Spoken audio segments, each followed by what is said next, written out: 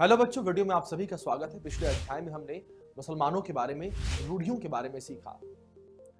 कई तत्व मुसलमानों और अन्य धर्मों के लोगों के बीच संबंधों और सम्मान की महत्ता को प्रभावित कर सकते हैं।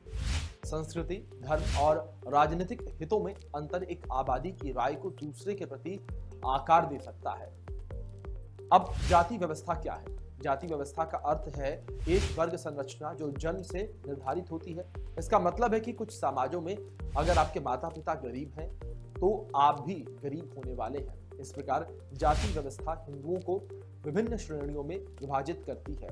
बच्चों, क्या आप अब सोच सकते हैं कि जाति व्यवस्था के अनुसार हिंदुओं की विभिन्न श्रेणियां क्या हैं?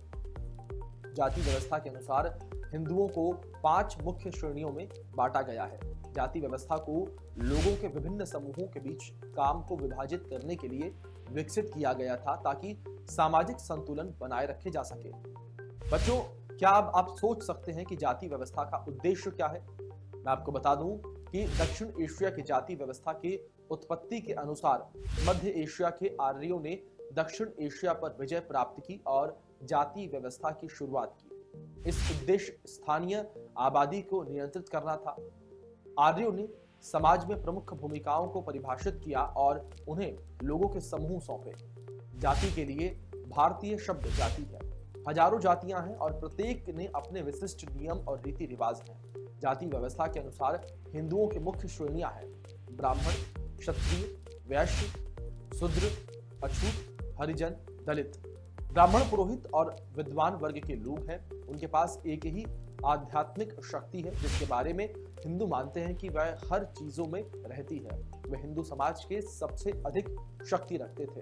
वे ज्यादातर अपने समय का उपयोग अध्ययन, शिक्षण, यज्ञ करने में करते हैं। क्षत्रिय वर्ण के द्वितीय स्तर हैं। इन्हें योद्धा और शासक कहा जाता है। इन्हें ब्राह्मणों से नीचे स्थान दिया गया है। वैश्य जाति व्यवस्था के तीसरे वर्ग में है। ये किसानों और व्यापारियों के समूह हैं। इनमें समान रैंकिंग की बड़ी संख्या में विशिष्ट जातियां पारंपरिक रूप से व्यापारी का समूह शामिल है। शूद्र जाति व्यवस्था के चौथे वर्ग है। यह समूह परंपरागत रूप से नौकरों और मजदूरों से बना है, लेकिन वे अछूतों की तुलना में रैंक में उच्च हैं। दलित सभी समूहों में सबसे नीचे हैं। वह सभी गंदे काम करते हैं, इसलिए अछूत कहा जाता है। बच्चों, क्या अब आप सोच सकते हैं कि जाति व्यवस्था के कारण हमारा समाज किस कठिनाई का सामना कर रहा है? मैं आपको बता दूं कि उच्च जाति के बच्चों को नौकरी पाने में तमाम दिक्कतें आती हैं। निचली जाति के बच्चों को आरक्षण मिलता है और उनके लिए योग्यता अंक या ग्रेड सामान्य उम्मीदवार के आवश्यक अंकों की तुलना में कम होते हैं। अब ये पता लगाने का समय है कि आप सोच सकते हैं कि जाति के विभिन्न समूहों में अंतर करते समय छात्र क्या गलतियां कर सकते हैं। इस वीडियो में हमने अपने समाज में जाति व्यवस्था के बारे में जाना। अगले वीडियो में हम विविधता के बारे में जानेंगे। तब तक आपसे अलविदा लेने का समय आ चुका है। बच्चों, आप बने रहें, रिवीजन करते रहें।